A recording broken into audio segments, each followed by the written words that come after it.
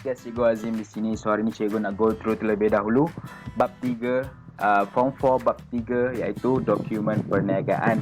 Sangat penting dokumen perniagaan ni kamu tahu. Nombor 1 ialah kamu tahu jenis-jenis dia. Kita ada 2 jenis. Satu ialah dokumen sumber, nombor 2 dokumen bukan sumber, dan juga nombor 2 kamu perlu tahu ialah kamu perlu faham dan kamu perlu ingat kamu perlu ingat fungsi atau kegunaan setiap dokumen. Sebab kita ada banyak dokumen perniagaan kan. Kamu kena ingat setiap fungsi dokumen perniagaan. So kita nak banyak habiskan masa, kita nak go through sama-sama dokumen perniagaan ini bersama-sama. Kita go through, okay? So sekejap mana nak tekan. Alright, bab 3 hari ni kita nak go through bab 3 terlebih dahulu, dokumen perniagaan sebagai sumber maklumat. Sangat penting tajuk ini. Macam cikgu cakap tadi, dokumen perniagaan kita ada 2 jenis. Satu ialah dokumen sumber, nombor 1. Nombor 2, dokumen bukan sumber. Kita nak cakap apa perbezaan dia. Dokumen sumber menjadi sumber maklumat bagi tujuan perekodan dalam perekonan. Contoh, banyaklah contoh dia. Invoice, nota debit, nota kredit, bil tunai, resit rasmi, voucher pembayaran, slip bank. Okay? So itulah dokumen sumber. Dokumen-dokumen ni bila kita menjalankan perniagaan, kita akan ada dokumen-dokumen. Kan macam kamu beli barang. Contoh kamu beli barang kat kedai pun, dia akan bagi kamu resit ni. Kamu nampak ni? Macam resit. Dia akan bagi kamu resit. Okay? Kalau kamu berniaga, biasanya kita akan pakai invoice, nota debit, nota kredit, slip bank, keratan cek. Itu semua dokumen sumber. Bermaksud menjadi tujuan perekodan. Maksud kita gunakan dokumen sumber ni untuk kita rekod. Okay? So itu nama dia dokumen sumber. Kita gunakan untuk kita rekod dalam perekodan, sistem perekodan kita. Nombor 1. Nombor 2, dokumen bukan sumber, iaitu menjadi rujukan. Bukan menjadi sumber. Kalau dokumen sumber menjadi sumber. Kalau dokumen bukan sumber menjadi rujukan. Kita rujuk bagi urus niaga yang akan atau telah kita rekod. Contoh, kita ada 2 saja dokumen bukan sumber. Satu ialah penyata akaun, nombor 2 ialah penyata bank. 2 saja dokumen bukan sumber. Bermaksud penyata akaun dan penyata bank ni kita guna untuk sebagai rujukan saja, bukan sebagai sumber untuk kita rekod. Bukan sebagai kalau sumber untuk kita rekod, kita panggil dia dokumen sumber. Okay, so hari ni cikgu nak go through dokumen sumber. Dokumen sumber nombor 1 ni yang utama. Cikgu tak nak go through banyak sangat sebab banyak. Kita akan go through kemudian. Dokumen sumber nombor 1 ialah invoice. Ni kamu boleh tengok invoice daripada kedai Fomos kepada Hana Picture Sdn Bhd. Okey. Kuala Penyu Sabah juga. Okey.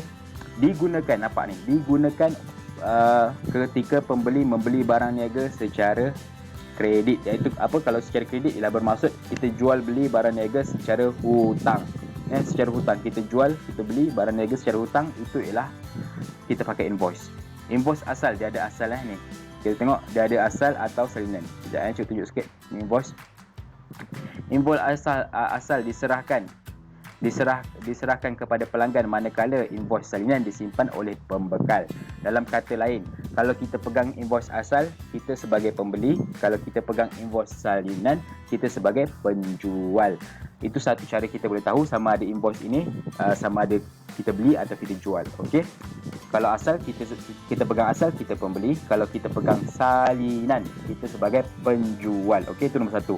Cara kedua kita boleh tahu ialah kita tengok di sini daripada siapa kepada siapa.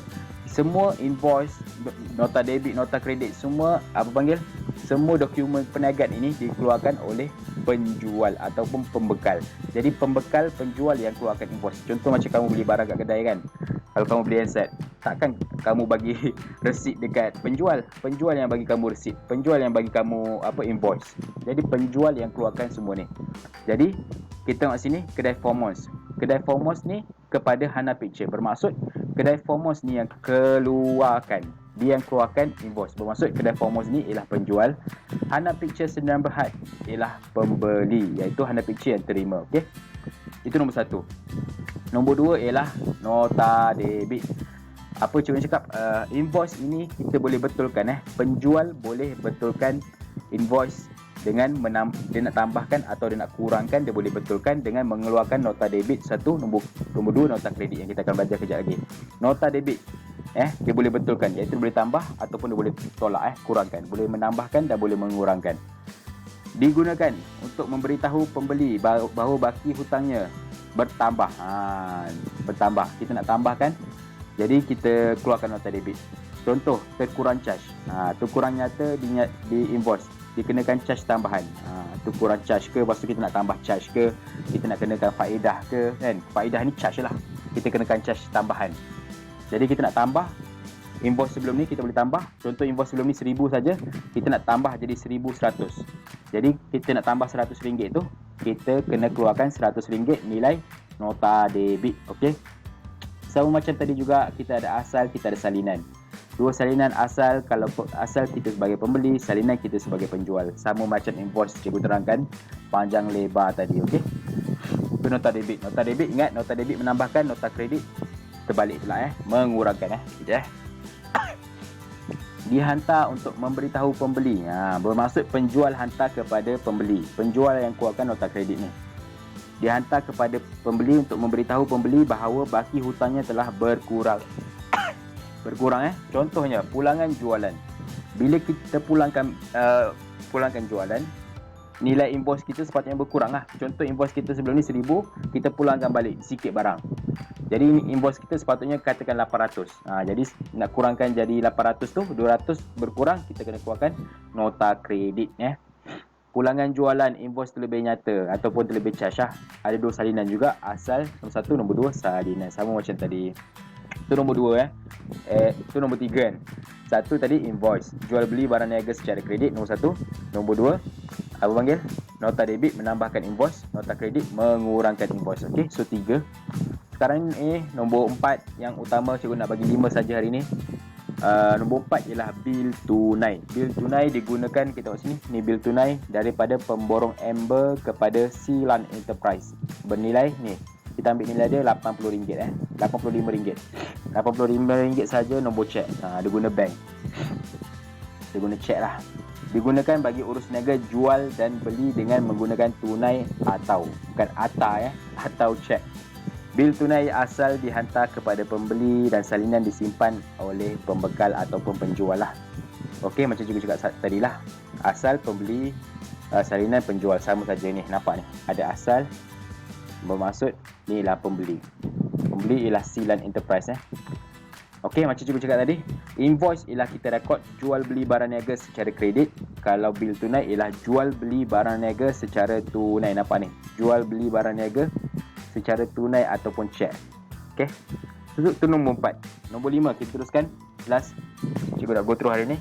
Memo. Memo ialah, kita tengok sikit memo, kedai perabot meriah Blok Kuala Penyu Sabah. Okey. Kepada pengurus akaun daripada Encik Zamani, pemilik. Tarikh 2 Ogos. Perkara mengambil sebuah kerusi plastik berharga RM25 untuk kegunaan keluarga. Jadi kegunaan memo yang kelima ni ialah dokumen sumber yang kelima. Ialah untuk ambilan Untuk ambilan, modal tambahan dan cacatan pembukaan. Biasanya ambilan dengan modal tambahan Hanya disediakan dalam satu salinan saja. Untuk mengelak risiko berlakunya penyelewengan, sesebuah perniagaan hanya menurunkan kuasa kepada jawatan tertentu saja bagi untuk mengeluarkan memo. Okey. So memo ni ialah, fungsi memo ialah untuk kita rekod ambilan dan juga modal tambahan. Iaitu kita rekod kalau ambilan ialah pemilik mengambil daripada perniagaan untuk kegunaan sendiri. Contoh macam soalan, macam dalam contoh kita ni, dia ambil kerusi plastik untuk kegunaan keluarga. Kegunaan keluarga tu kegunaan sendirilah, bukan untuk kegunaan bisnes ataupun perniagaan.